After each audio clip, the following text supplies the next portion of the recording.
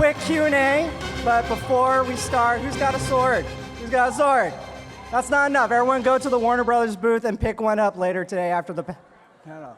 We're also auctioning a real-life Sword of Omens replica, so be sure to get your badge scanned so you can get that. All right, I'm going to bring up our moderator for the panel. Please welcome IGN TV editor Matt Fowler.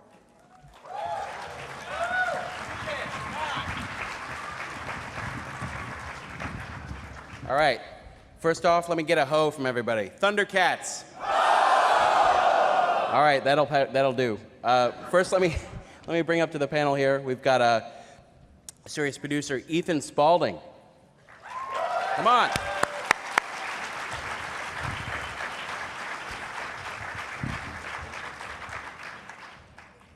Next, we have series producer, Michael Jelinek.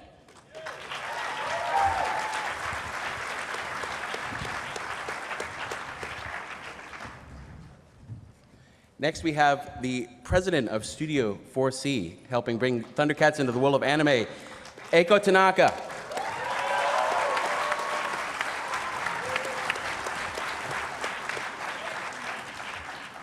You know her from Entourage and from many sites, naming her the hottest woman on Earth, Emmanuelle Shriki.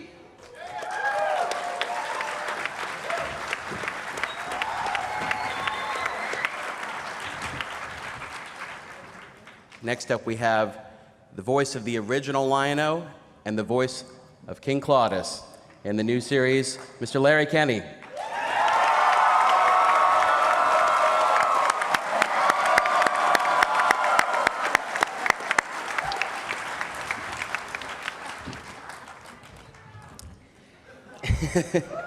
Last but not least, we have art director, Mr. Dan Norton.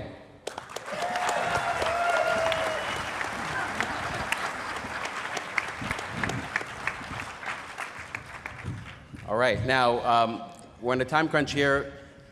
Maybe we can have people start lining up for questions now, see if we can get to some Q&A from the crowd later on. So if you want to line up now for some questions, go right ahead. My first question off the bat is, first of all, what an amazing first episode we had there. The cheering, everything. Come on, guys. Let them hear it. First, my question is to Ethan and Michael is, what were some of the challenges bringing this to the screen? What did you want to keep from the old show, and what did you want to make new again? What did you want to reinvent about this? Well, what we wanted to keep was that guy right there.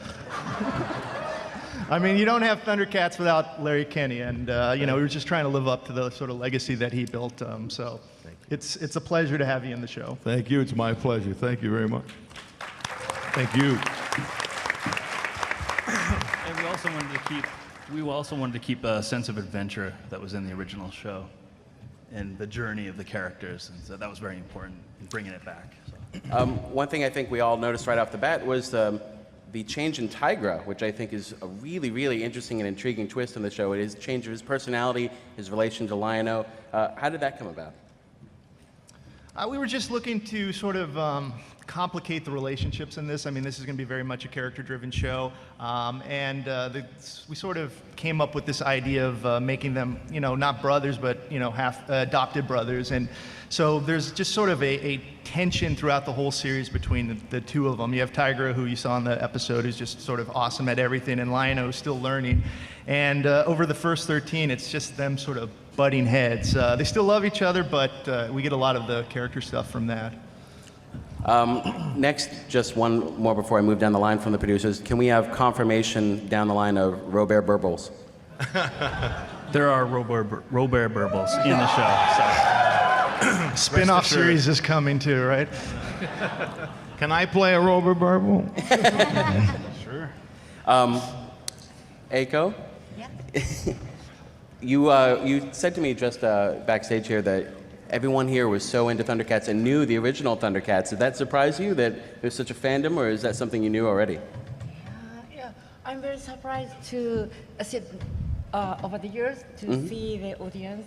So they know very well Thundercats. So I'm very surprised and I'm very happy.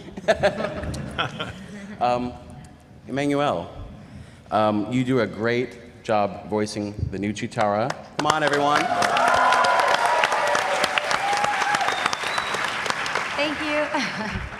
What do you find fascinating about this new Chitara? What are you drawn to? She's just so strong and fierce, and she's as good as the guys. I mean, it's there's an equality, and it's empowering to play that. She's awesome. And there's sort of a spark going on there between her and Lion-O. Is that Right. something that you thought was going to happen, like when you took on the project? Is that something they told you, or? Well, it just, kind of keeps evolving, and it gets a little complicated without giving anything away. But it's a great storyline.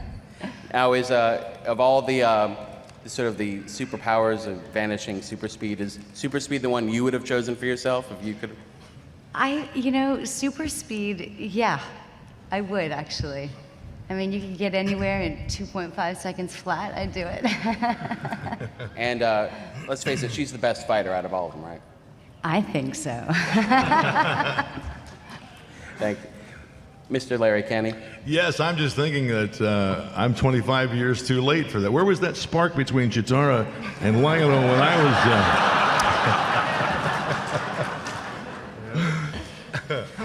Yeah. I mean, I think some fans saw that in the original series. I don't know if it was intentional but or not. it was the 80s and we weren't allowed to play it up too much, We had lunch a couple of times.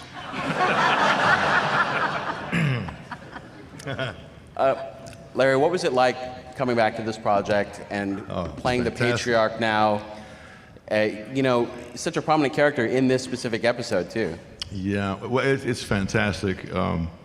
First of all, I want to thank all of you people and your parents and your grandparents for being Thundercats fans. I think it's probably very rare for any actor to have the chance to play, whether it's animation or film or stage, to play a character that was a part of such an iconic thing that we were fortunate enough to have happen with Thundercats, and then to have the chance to come back and play another character, the father or whatever. I'm twice blessed, and it's the same fun all over again, watching the thing. I remember I was thinking back to 1985 when I was 6 years old when I first started working on Thundercats. That's not supposed to be funny. But I remember we actually began recording the voices in 1983, in October of '83, although the show didn't come on the air until '85. Briefly, you have to do that. You can't just record a bunch of episodes. You have to give the animators time to catch up. Anyway, so we had recorded several, and then waiting for it to come on television. And it was so exciting when it first came on, to sit there and watch. And now it's all over again for me, and I'm 112 years old, and I hope it doesn't kill me. But it's wonderful. And thank you all again.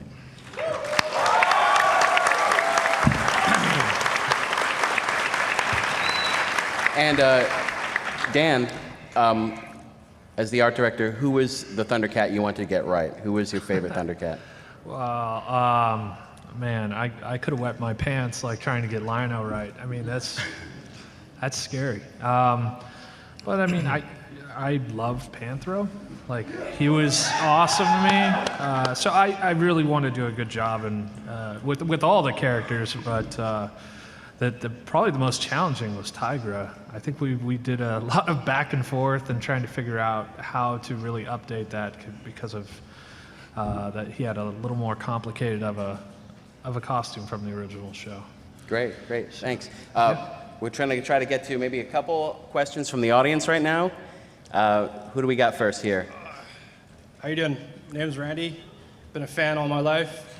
Randy. My main question is, throughout the original series, at the very beginning, Lion-O was a kid and had the accident with the pod and grew up. Why did you guys choose to make him an adult, to start having him as an adult? We did it to make all the original fans really angry. Just the reason, if you watch that episode, it's really about a society that has no technology meeting technology and all hell breaking loose. So we couldn't have started out with them like in the spaceship flying away from an exploding planet. So that's why we sort of simplified some of the stuff, just because we really wanted to bring their culture into a world of technology and to piss off the fans. Thank you. And are they going to Third Earth? They're on Third Earth already. Okay. Thank you. Should we show it again? Maybe then. Fantastic job. I just want to know, is there any chance of the Silverhawks showing up? Maybe.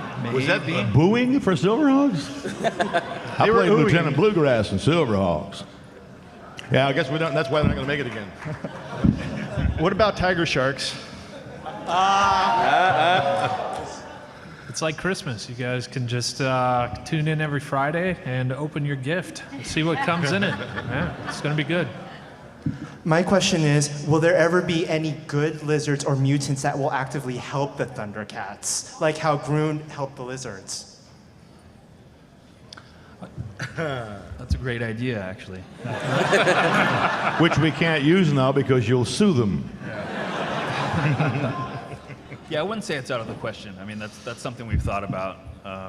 One of the drawings that one of the artists in Japan had drawn, a picture of Wile E. Kit and Cat with a lizard, just for size comparison. But the character that he gave the lizard, it looked like it was like their friend. And we got the idea right there, looking at that picture, like this would be a good plot device or a good character that was actually a good lizard. So maybe, we'll see. All right, I think we got time for one more here. Okay, so my question is, are you guys gonna get the original, like, Thundercats team together again, or no? The theme or team? Team, you said team? Well, yeah, I mean, you see most of them, and unfortunately Panthro is not in this version of Thundercats. No, I'm kidding. He shows up. Everybody online is like, why isn't Panthro in there? Patience. But yeah, you're going to see that iconic team all together at some point. Thank you so much. Let's give a nice warm applause to our panel here. Thank you. And that's Thundercats, July 29th, premiere episode on the Cartoon Network. Thanks.